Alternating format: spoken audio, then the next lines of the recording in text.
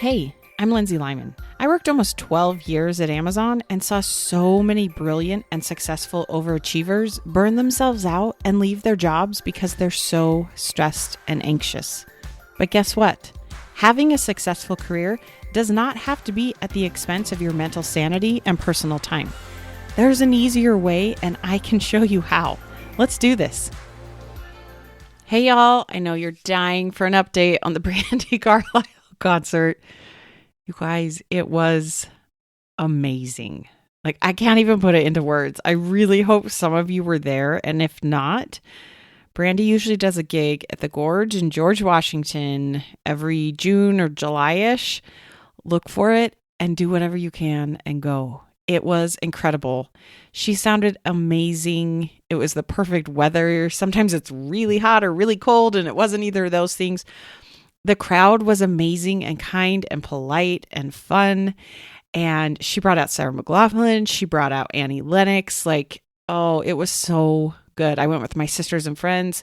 We had such a great time. We laughed so hard. We were crying. Just couldn't have been more amazing. I always call it music church. What's that thing that feels like church to you? Whatever that means. Go find it and get more of it in your life. You deserve it. Today, we're going to talk about one of my favorite F words.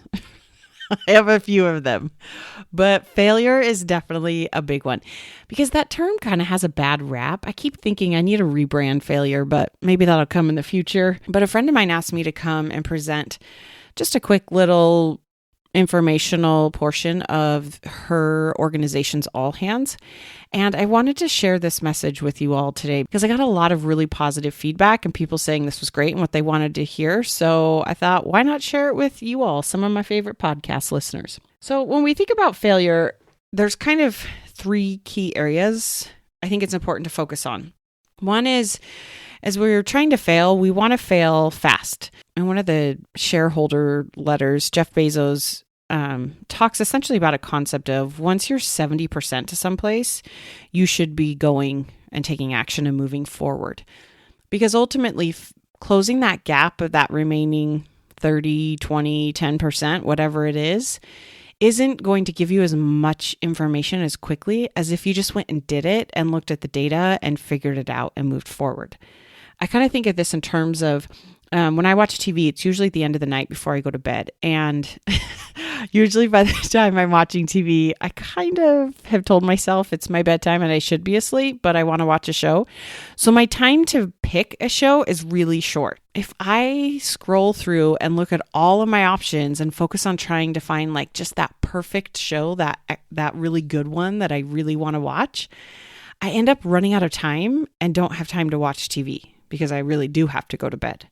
So in some aspects, you can kind of miss out on opportunities or being first to market or trying new things because you're worried so much about making it perfect that we're not moving fast enough. Now, the thing with this is, when are you 70%? Guess what? You get to decide. You get to make it up. So go and pick and decide, I'm at 70%. I'm going to move forward. Maybe you're thinking about changing careers or changing jobs and you're just not sure when's the right time. When should you do it? Is my resume good enough? Have I practiced? Am I ready to go out and start telling people publicly? Once you feel about 70% confident, just go and do it. Start trying things. You're going to learn so much more from talking to people, applying to jobs, getting rejected, getting told no, having conversations, getting curious, than sitting at home just thinking about it and reviewing your resume one more time. And so just go and do the thing. So we want to be failing faster. The other thing is we want to be failing more frequently. At Amazon, again, we talked about this a lot in terms of two-way doors. So a two-way door is once you go through it, once you've made the decision and start doing it, can you go back through the door? Does it swing both ways? Can you undo that thing? Almost everything in the world is a two-way door decision. I always look at the example of I have physically born children. I have birthed them. I can't unbirth them, right? That's a one-way door. Once you have birthed a child, you can't undo that. That thing happened. But that doesn't necessarily mean you have to be a mom or a parent. You could leave your kids at the park and walk away and abandon them. I do not recommend that. But when we think about being a parent, choosing to be a parent is technically a two-way door decision Actually having a child, birthing it, is a one-way door decision. You can't undo it. Again, I'm not a proponent of abandoning your kids at all, but know that very, very, very few decisions you ever make in life are these one-way door decisions that cannot be undone. As you're trying to figure things out, as you have these goals you want to reach, as there's things that are annoying in your life that you want to change, you need to go and try a million different things, fail fast and fail more often. And the third part really is failing forward. But here's the thing that happens. When we make a mistake, when we fail at something, and we're doing it all the time, our brain tends to go to work and tell us why we are the mistake, why we're the problem. We make it mean something about us. But what we're forgetting is the purpose of failing and doing it more frequently is to gain the learning. When we're making it mean something about us, we're playing in that perfectionist space where if it's not perfect, it's not good enough, and it's not going to be good enough until it's perfect. But we want to be playing, just like I talked a lot about in the episode before this, around how to get out of managing and leading. You want to be playing in that learning space. Perfectionists don't learn. They just do things, quote unquote, perfectly.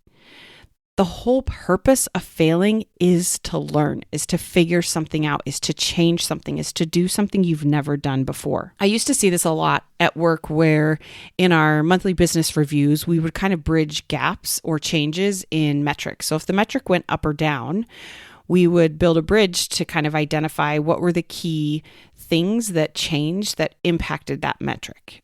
Great. But that's just playing in the perfectionist space. What I care about is, what did we learn? Maybe that KPI went up or down and it's within a pretty common window of tolerance because things go up and down. If you're just telling me, yep, this went up because of A, B, and C, we're not actually learning anything, that's not helpful.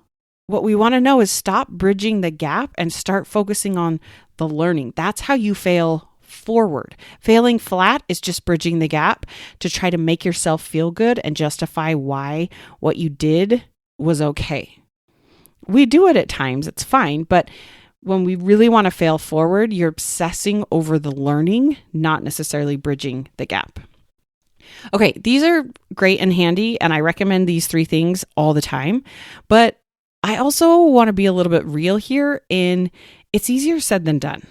Because what happens when we're making a mistake, it's really hard. There's a lot of stress and anxiety behind it, especially today when in the back of our minds, we're worried about losing our job and what that might mean and trying to find a different job in today's culture.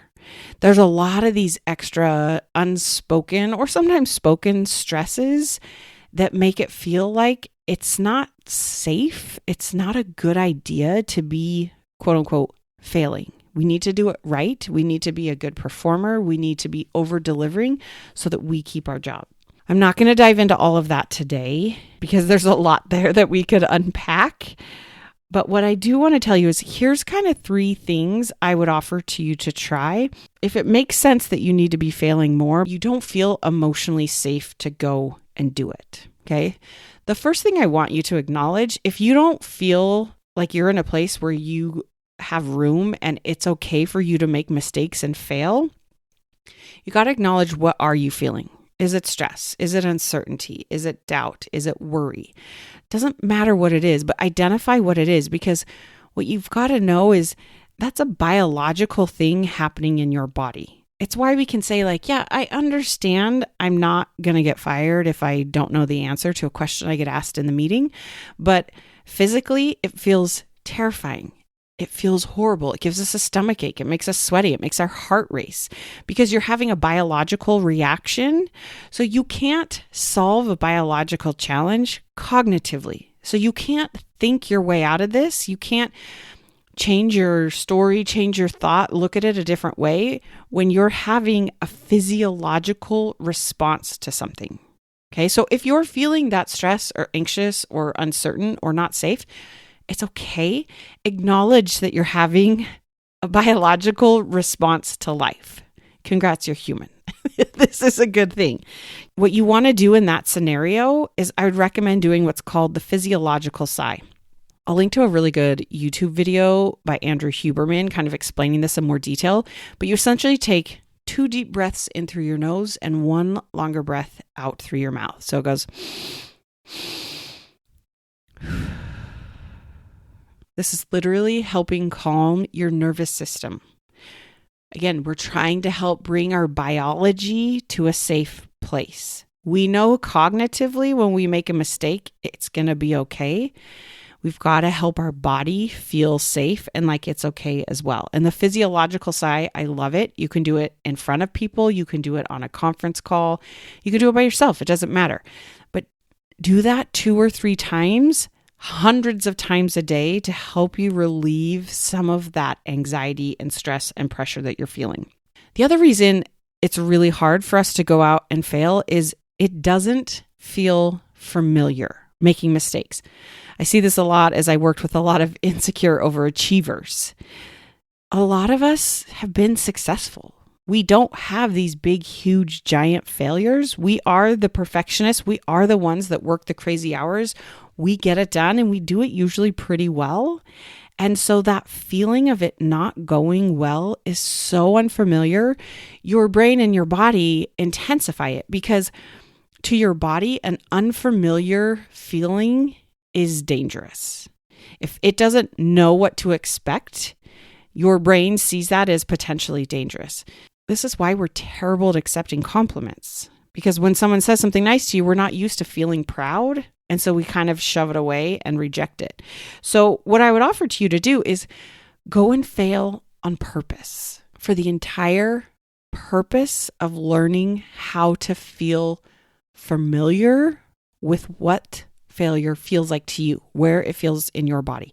Go and ask your manager for a raise. Go the next time you're out to eat somewhere, ask them to comp your drink. Ask your partner to take care of the kids or the pets all weekend so you don't have to. Like, do something where if you don't get the thing you asked for, if it doesn't work, you're fine. You're not really needing the drink. A raise would be great, but you don't really need the free drink. You can help with the kids and the pets, but you're doing it because you're trying to purposely practice feeling failure in a safe way. So if you feel like you struggle to fail, 1, practice the physiological sigh. 2, practice feeling it on purpose. And 3 is you got to have a safe place to go. You got to have that emotionally and physical safe place to land when you are feeling terrible, when you are feeling anxious, when you are feeling stressed, when you are feeling emotional. If you're rude to yourself, if you don't like yourself, if you are so mean and harsh to yourself, your brain and your body aren't going to give you permission to be okay when you're not okay. You've got to create that safe place physically for you to go and for you to like yourself through that. This is why I talk a lot about toothbrush time, which I love. In the morning, I talk to myself before I brush my teeth. Okay, well, I talk in my head because my mouth is full of toothpaste. But I just talk to myself and I'm like, hey, how you feeling? How'd you sleep? What are we worried about today? What's going to be the hardest part? What sort of help do you need? What would help make today fun? What can make it easier? Who do you want to connect with? What do you need? Right? I just talk to myself. I'm taking care of myself. I always want to be making sure I'm providing that safe place so that I can feel good and show up and just help and serve and love all those around me because I've already taken care of me. At the end of the day, when I'm brushing my teeth again, I have a little conversation in my head and I'm just really kind to myself.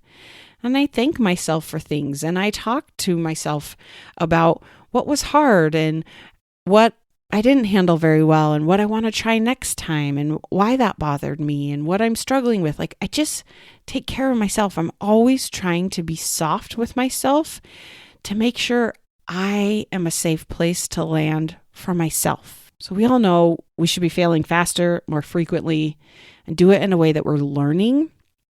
If that's something you struggle with, practice that physiological sigh. Choose to feel it on purpose so that it's familiar to you, and make sure you are creating a safe, kind, compassionate, grace-filled space for yourself to land when things are hard. All right, y'all. You're amazing. You got this. We'll talk soon. If what you're learning from this podcast is helping, this is just the beginning. Each week, I offer a limited number of coffee chats so that you and I can connect one-on-one and talk specifically about what's going on for you. You'll leave this call feeling more hopeful and motivated, but I'm also going to teach you a few things to try right away to get unstuck. Space is very limited and these are free, so grab your spot before they're gone. Click the link in the show notes or go to lindsaylymancoaching.com/chat and sign up today. You got this.